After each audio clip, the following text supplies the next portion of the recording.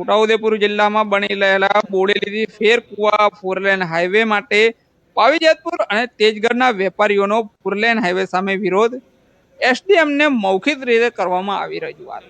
જય હિન્દ, હું છું સંજય શેરાણા, જોડાઈ ચુક્યા છો આપ ટીમ જાગૃત સાથે। છોટાઉદેપુર જિલ્લાના પાવીજેતપુર અને તેજગઢમાંથી પસાર થતા રાષ્ટ્રીય ધોરીમાર્ગ નંબર 56 ને ફોરલેન બનાવવાની પ્રક્રિયાના ભાગરૂપે સર્વે હાથ ધરવામાં આવ્યો છે। સર્વે દરમિયાન વેપારીઓ અને સ્થાનિકોમાં ભારે ચિંતા જોવા મળી રહી છે। પાવીજેતપુર તથા તેજગઢના વેપારી મંડળના આગેવાનો અને વેપારીઓએ એકજૂટ થઈ એસડીએમને રજૂઆત કરી હતી।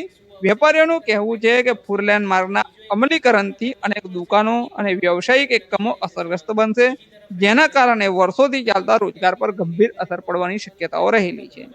વેપારી મંડળે રજૂઆતમાં માંગ કરી છે કે વિકાસના કામો જનહિતને ધ્યાનમાં રાખીને કરવામાં આવે, પરંતુ વેપારી અને સ્થાનિકોના હિતોનું પણ યોગ્ય રીતે રક્ષણ કરવામાં આવે એ ખૂબ જરૂરી છે। જરૂરી હોય તો આ હાઈવેની વૈકલ્પિક ડિઝાઇનમાં અને માર્ગમાં ફેરફાર કરી થોડું ઓછું નુકસાન થાય એવો નિર્ણય લેવામાં આવે। હાલ સમગ્ર વિસ્તારમાં આ મુદ્દે ચર્ચા અને ચિંતાનો માહોલ જોવા મળી રહ્યો છે।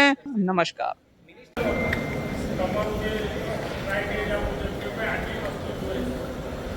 ધારો કે 10 વર્ષ પછી આ મધ્યપ્રદેશને જોડે છે સર, અહીંથી સીધો બોમ્બે બી આ બધું વસ્તુને વિચારીએ તો સરવાળે અત્યારનો જે તમારો સર્વે છે એની અંદર જ તમે જે ગામો અમારા ઇફેક્ટ છે, જે અમારા મકાનો તૂટી ગયા છે એની દરખાસ્ત તમે એ રીતે મૂકો કે ભાઈ આટલા મકાનોથી આટલા મીટર સુધી આ ઇફેક્ટેડ એરિયા છે અને ખરેખર આ લોકોને પ્રોટેક્ટ કરવા જોઈએ। તો એ પ્રોટેક્શન તમે તમારા લેવલેથી અત્યારે તમારી જે દરખાસ્ત છે એ દરખાસ્તની અંદર જ તમે મોકલો તો એ મંત્રાલય એ રીતે વિચારી શકે। લલિતભાઈ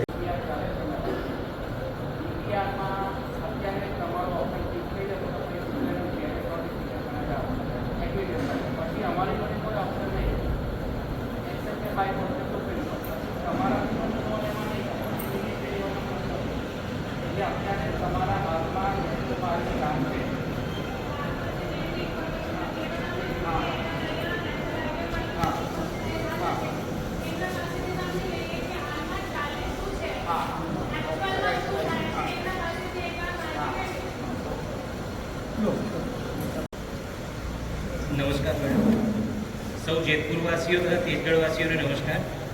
હવે હમણાં જેમ મોન્ટુભાઈએ કીધું એમ અને આ વડીલે જેમ વાત કરી એમ અત્યારે આ ફેરકુવાથી લઈ અને બોડેલી સુધીનો જે આપણો હાઈવે છે એને 4 માર્ગીયકરણ કરવા માટેના ડીપીઆરનું કામ પ્રગતિમાં છે।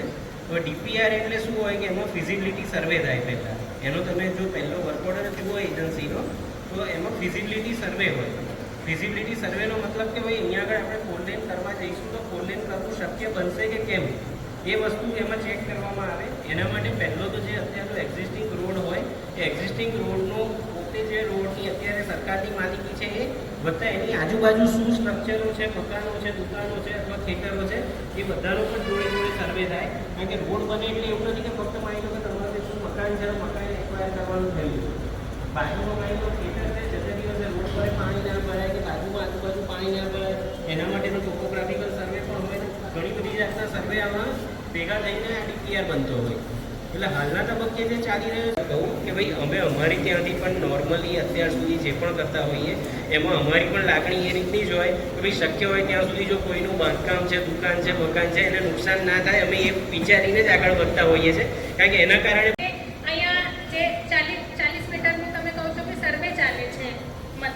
રોડના મધ્યથી તો 40 મીટર સુધીનું સંપાદન નથી થવાનું। જે અહીંયા આ પ્રોજેક્ટ થવાનું પણ હશે તો પણ 40 મીટર સુધીનું સંપાદન નથી થવાનું।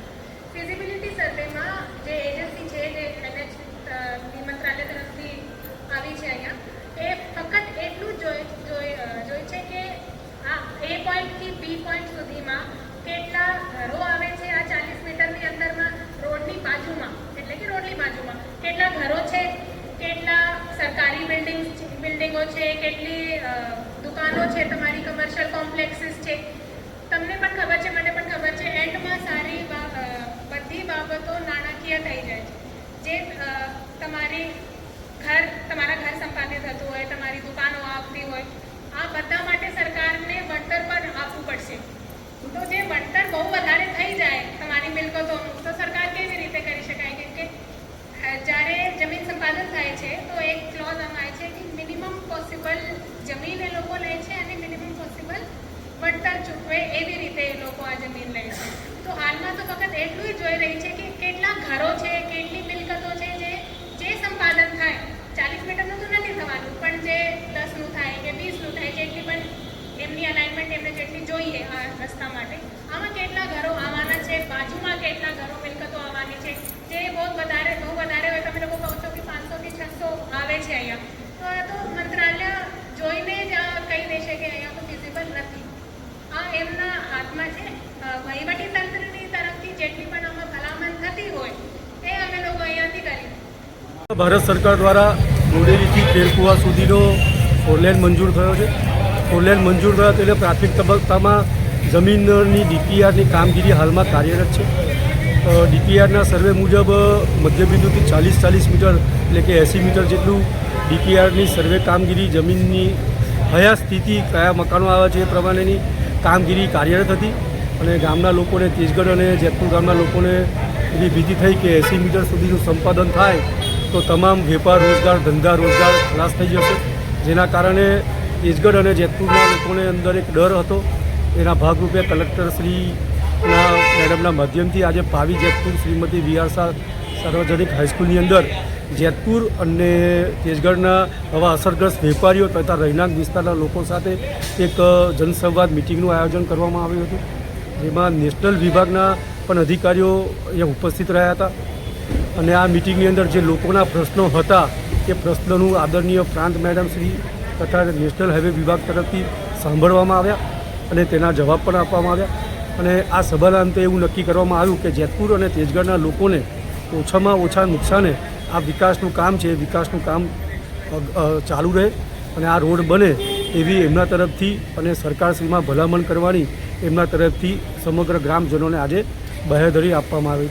જે મુદ્દે અમે આદરણીય કલેક્ટર મેડમશ્રીનો અને પ્રાંત મેડમશ્રીનો તથા સમગ્ર વહીવટી તંત્રનો જેતપુર અને તેજગઢની જનતા વતી અમે ખૂબ ખૂબ આભાર માનીએ છીએ.